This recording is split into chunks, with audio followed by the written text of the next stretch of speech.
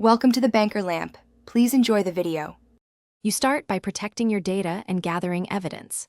First, back up important files to an external drive or cloud so changes are reversible. Then open Task Manager and watch CPU, memory, and disk columns to identify culprits. Write down the top processes. Once you know which apps hog resources, uninstall any you don't need and disable non-essential startup items using Task Manager or msconfig. This clears immediate load and prepares the system for deeper fixes. Now tackle storage and drivers, because slow I/O often masquerades as CPU lag. Run disk cleanup to delete temp files and old Windows Update data, then check your drive type. Defragment an HDD or confirm trim on an SSD and keep it under about 80% full for best performance.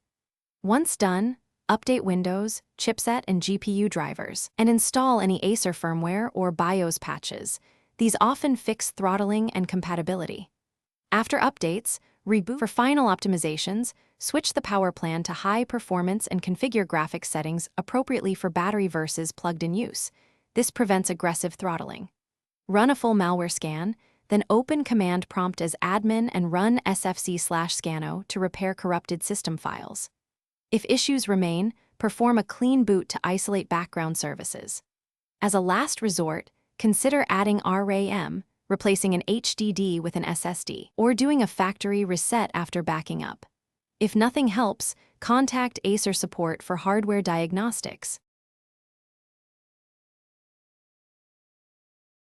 Thanks for watching. If this was helpful, leave a like and consider subscribing. See you next time.